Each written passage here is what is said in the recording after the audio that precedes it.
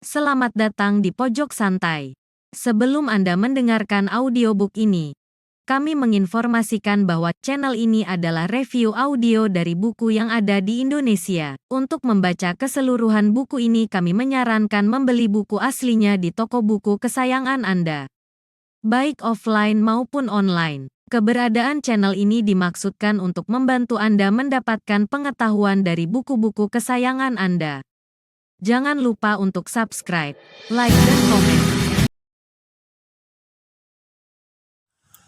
Selamat datang di Pojok Santai, channel khusus yang membahas komik dan novel dengan cara asik. Sonya berhasil menghipnotis Akik Mapel dan Dwiana muridnya. Apa rencana Sonya selanjutnya? Yuk langsung saja disimak video berikut ini.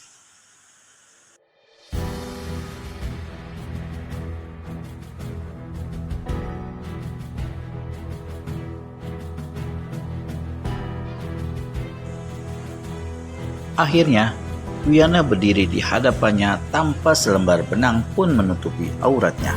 Sonya tertawa panjang. Hidungnya kembang kempis. Melangkah lebih dekat ke sini, Dwiana. Dwiana mendatangi. Lebih dekat lagi. Si gadis maju hingga tubuhnya beradu dengan badan Sonya.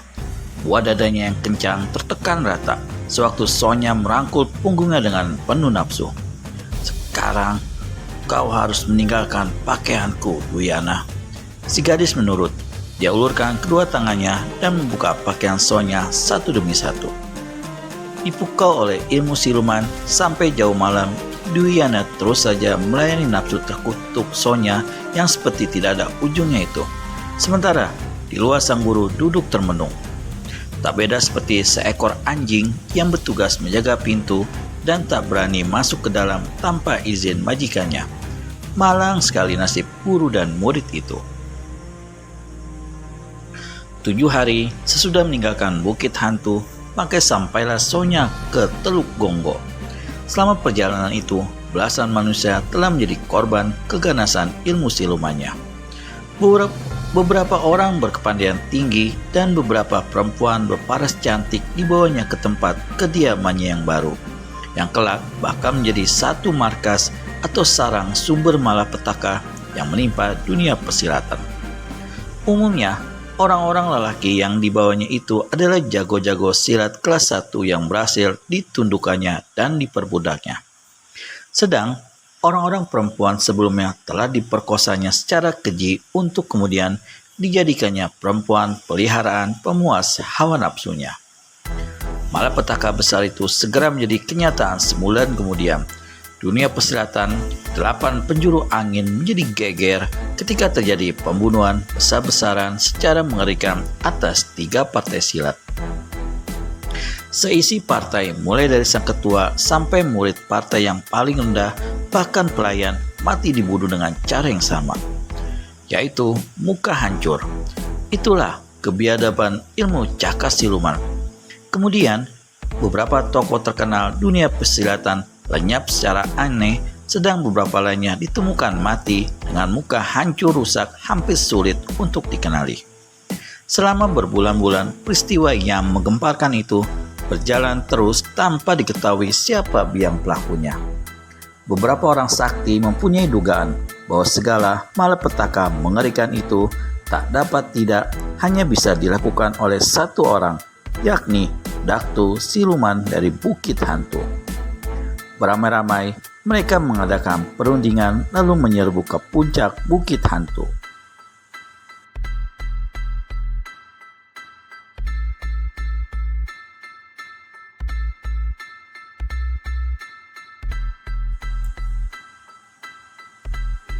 Namun yang mereka temui hanyalah reruntuhan bangunan tulang yang telah menghitam menjadi arang.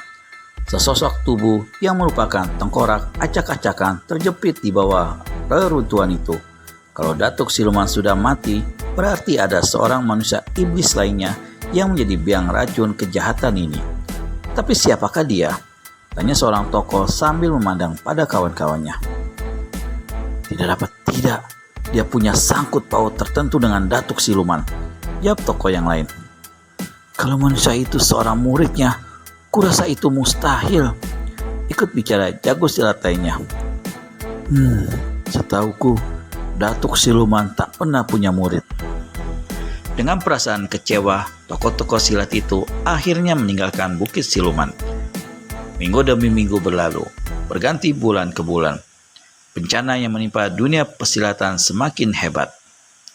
Di samping terbunuh dan diculiknya tokoh-tokoh silat tingkat tinggi, di samping musnahnya beberapa partai persilatan, juga diketahui lenyapnya gadis-gadis atau perempuan-perempuan cantik dari kampung, desa, dan kota. Usaha-usaha yang dilakukan tokoh-tokoh sakti dunia persilatan untuk mencari dan mengejar pelaku yang telah membuat keonaran keji itu sebegitu jauh masih menemui jalan buntu. Rasa cemas kini menyelimuti seantero rimba persilatan, namun tidak ada yang berputus asa. Pada permulaan awal bulan 12, para tokoh silat itu mengadakan pertemuan rahasia di suatu tempat di utara Sragen. Baru saja pertemuan hendak dibuka, tiba-tiba di pintu yang dikunci terdengar suara ketukan.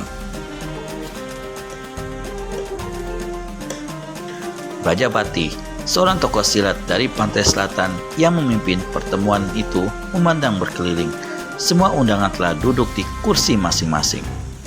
Berarti tak ada yang harus ditunggu atau datang terlambat. Semua hadirin menjadi tidak enak, dan ini jelas terbayang di wajah masing-masing. Siapa gerangan yang mengetuk pintu itu? Perlahan-lahan, Brajapati berdiri dari kursinya dan melangkah ke pintu. Meski tokoh-tokoh silat lainnya masih tetap duduk di tempatnya masing-masing, tetapi rata-rata secara diam-diam mereka telah berjaga-jaga kalau sampai tiba-tiba terjadi hal yang tidak diinginkan. 3 langkah dari ambang pintu, Brajapati berhenti. "Siapa di luar?"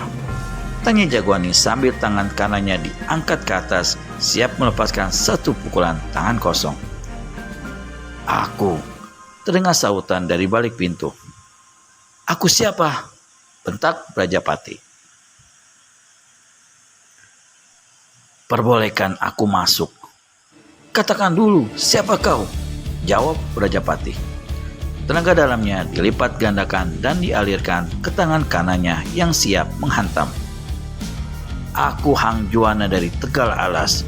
Bukankah kalian ingin mengetahui siapa yang selama ini menimbulkan bencana dalam dunia persilatan? Lekas buka pintu."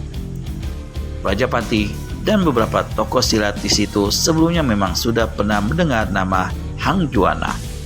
Itu sekitar 10 tahun yang silam.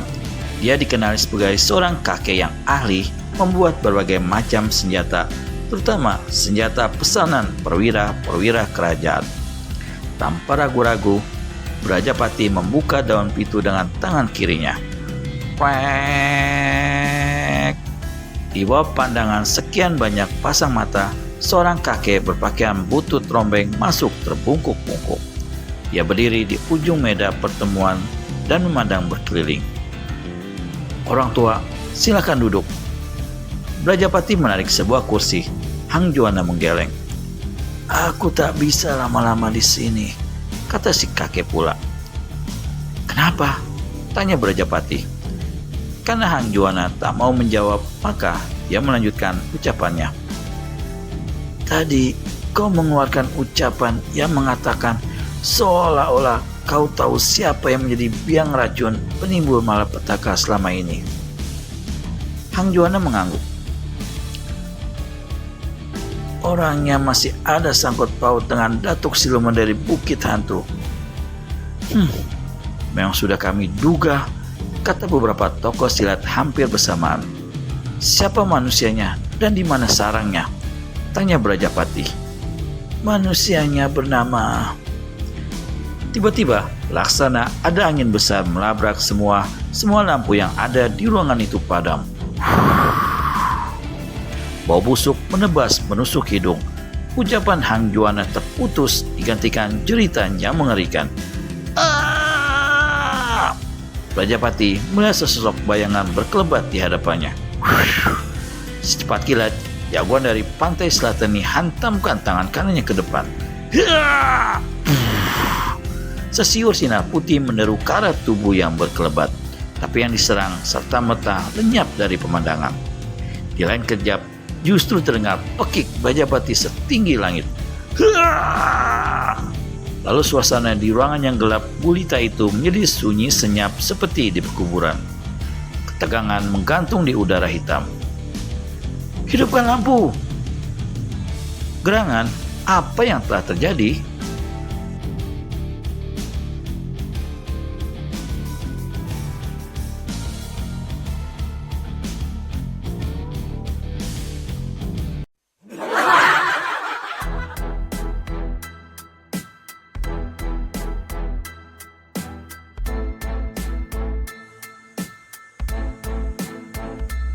Sesiur sinar putih menderu ke arah tubuh yang berkelebat. Tapi yang diserang serta-merta lenyap dari pemandangan. Di lain kejap, justru terdengar pekik Brajapati setinggi langit. Lalu suasana di ruangan yang gelap gulita itu menjadi sunyi senyap seperti di pekuburan. Ketegangan menggantung di udara hitam. Hidupkan lampu! Beberapa orang segera menyalakan lampu di 4 sudut ruangan. Begitu lampu menyala, maka semua tokoh silat yang ada di situ melenggak ngeri.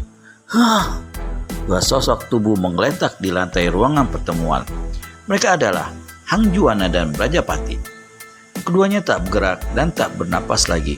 Muka mereka yang berselemotan darah terlalu ngeri untuk dipandang.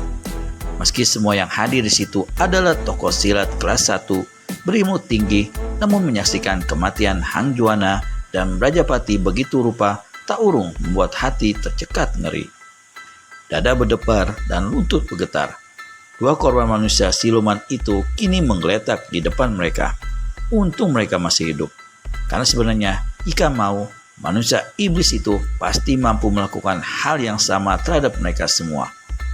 Khawatir akan menyusul terjadinya hal-hal yang tak diingini dengan membawa mayat Brajapati dan Hang Juwana.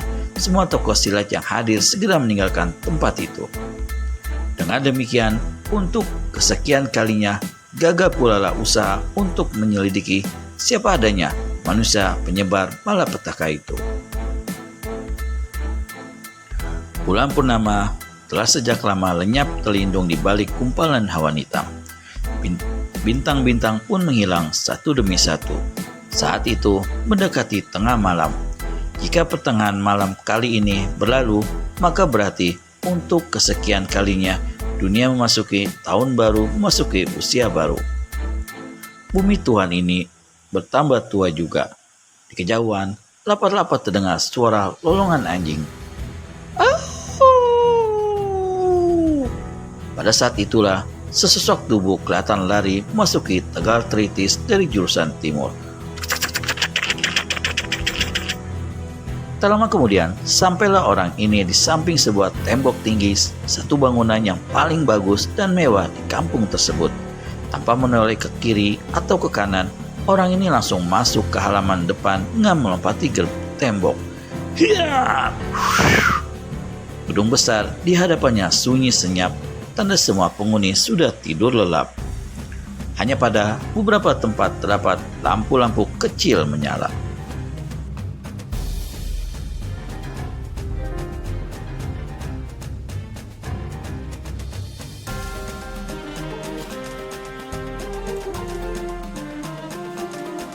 Sekali menggenjot, tubuh orang ini kemudian melompat ke genting bangunan.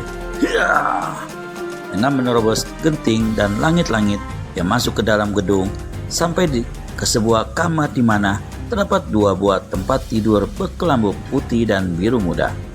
Di atas tempat tidur berkelambu putih, 3 orang anak kelihatan tidur dengan nyenyaknya. Sesaat, orang yang barusan menerobos masuk itu memperhatikan wajah ketiga anak itu. Dadanya terasa sesak menggemuruh. Cepat-cepat ia berpaling dan melangkah ke dekat tempat tidur yang berkelambu biru. Di atas tempat tidur yang satu ini berbaring nyenyak seorang perempuan. Wajahnya membayangkan keletihan dan keputusasaan hingga lebih tua dari usia sebenarnya. Meski demikian, kecantikannya masih belum pupus. Di samping perempuan itu bergelung seorang anak laki-laki berusia 2 tahun. Rambutnya hitam, alis matanya tebal. Kembali orang di luar kelambu merasakan dadanya sesak. Dipejamkannya kedua matanya. Haruskah kulakukan ini? Haruskah kulakukan? Pertanyaan itu menghujam berulang kali dalam hatinya. Tiba-tiba ada satu bayangan wajah manusia yang maha mengerikan menjelma di ruang matanya. Ingat sumpah utamamu, Sonya. Ingat, itu harus kau lakukan. Harus. Kalau tidak, aku akan bangkit dari alam kematian. Makhluk peliharaanku akan menyiksamu selama 7 tahun. Lelaki di samping tempat tidur itu ternyata adalah Sonya. Kedua tangannya terkepal, rahangnya mengatup kencang. Perlahan-lahan dibukanya kembali kedua matanya. Kini pada sepasang mata itu kelihatan membersit sinar aneh, sinar ganas jahat. Kebimbangan yang tadi menguasai hatinya serta merta lenyap. Sonya menyibakkan kelambu biru, ditanggalkannya pakaiannya, lalu dipetotnya pakaian perempuan di atas tempat tidur yang bukan lain adalah istrinya sendiri. Perempuan itu terkejut dan bangun dari tidurnya. Hah? Belum sempat dia menjerit, Sonya sudah menutup mulutnya dan menaiki tubuhnya. Sonya kini memperkosa istrinya sendiri sampai akhirnya perempuan itu pingsan. Setelah melampiaskan nafsunya, Sonya segera membungkus anak lelaki yang ada di atas tempat tidur anaknya sendiri, lalu melompat ke atas langit-langit kamar. Sesaat kemudian, ketika perempuan itu siuman dan mendapatkan anaknya tak ada lagi, maka dia pun menjerit. Anakku, anakku, tolong, penculik. Hari itu, murid Eyang Sinto Gendang sampai di sebuah kota kecil bernama Nganglek. Rasa haus membuat dia melangkahkan kaki memasuki sebuah kedai minuman. Di jalan besar yang dilaluinya itu terdapat 2 buah kedai. Yang satu besar dan bersih, lainnya kecil serta kotor. Wiro hendak memasuki kedai yang besar ketika di kedai kecil sebelah sana dilihatnya satu hal yang menarik. Pendekar ini segera memutar langkah menuju kedai buruk itu. Dia duduk di sebuah sudut agak dalam. Dekat pintu kedai duduk 2 orang laki-laki berpakaian hitam bermuka kumal tak terurus. Pada lengan masing-masing memakai gelang akar bahar besar. Satu benda yang sudah dapat dipastikan, gagang senjata menonjol di balik pinggang pakaian keduanya. Mereka memperhatikan Wiro dengan pandangan mata tajam. Hanya seorang pemuda kampung tolol, tak perlu dicurigai, berbisik lelaki bermuka hitam kepada kawan di sebelahnya. Kawannya yang mempunyai cacat besar bekas luka di pipi kiri masih memandang beberapa lama pada Wiro. Akhirnya memalingkan muka dan kembali memperhatikan ke arah pintu seperti ada yang tengah ditunggu. Wiro meneguk minumannya. Pluk, pluk, pluk.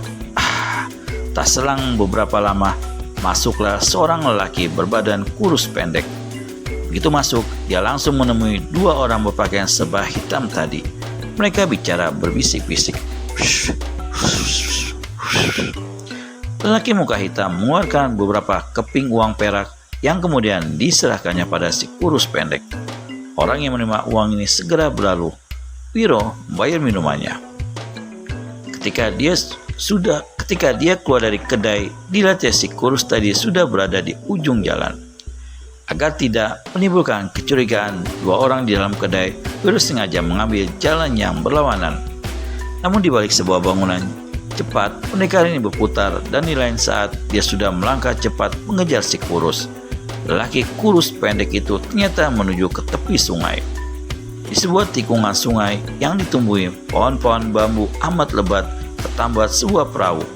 Orang ini hentikan langkahnya. Seorang lelaki berbadan tinggi kekar melompat enteng dari dalam perahu yang bicara dengan si kurus. Yang terakhir ini kemudian cepat-cepat tinggalkan tempat itu. Setelah menunggu beberapa lamanya, Wiro keluar dari balik rerumpunan pohon bambu. Dia berdiri di tepi sungai dengan sikap seperti seorang hendak menyeberang. Ketika dia melirik ke arah perahu, ternyata di balik atap perahu kelihatan 3 pasang kaki. Siapakah orang yang ada di balik atap perahu? Untuk pastinya, temukan jawabannya di video selanjutnya hanya di channel Pojok Santai. Segera subscribe dan tekan tombol lonceng untuk mendapat notifikasi video terbaru dari kami. Terima kasih dan sampai bertemu kembali.